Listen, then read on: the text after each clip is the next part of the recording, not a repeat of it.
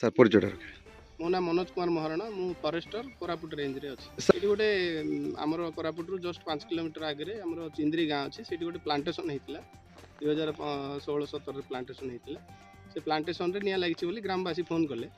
Phone କରିବାରୁ ହଠାତ୍ ଆମେ ସାଙ୍ଗେ ସାଙ୍ଗେ ସଡନ୍ଲି ଆସିଲୁ ଆମ ଟିମ୍ ନେଇକିରି।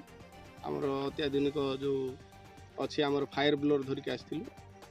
ଆଉ ଏଇଠି ଗାଁ ଲୋକମାନେ ବି ବହୁତ ସ୍ପୋର୍ଟିଭ୍, ସେମାନେ ମଧ୍ୟ ଆମକୁ ନିଆଁ ଲିଭାଇବାରେ ସାହାଯ୍ୟ କଲେ।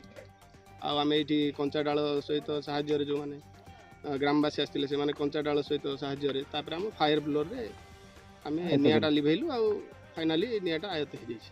ସମ୍ପୂର୍ଣ୍ଣ ଭାବରେ ନିଆଁଟା ଲିଭି ଯାଇଛି। ତଥାପି ଆମେ ଫାୟାର ଲାଇନ୍ ବି ପୁରା କାଟି ଦେଇଛୁ। ଆଉ ଯେଉଁ ପର୍ଯ୍ୟନ୍ତ ଲିଭିନି ସେ ପର୍ଯ୍ୟନ୍ତ ଆମର ଏଇଠି ଟିମ୍ ରହିବେ। ସଚେତନ ଲୋକମାନଙ୍କୁ ଏହା ମେସେଜ ଦେବୁ ଯେ ଜଙ୍ଗଲର ଭ୍ୟାଲୁ ଆଜିକାଲି ସମସ୍ତେ ଜାଣିବା ଦରକାର। ଜଙ୍ଗଲରୁ ଆମେ କେତେ ପ୍ରକାର ଉପକାର ପାଉଛୁ। ତେଣୁ ଜଙ୍ଗଲକୁ ଆଉ ଆଗର ଭଳିଆ ଜଙ୍ଗଲ ବି ନାହିଁ କୋରାପୁଟରେ। ଆସ୍ତେ ଆସ୍ତେ ଆମର ଏଇଠି ତାପମାତ୍ରା ବି ବଢ଼ିଲାଣି।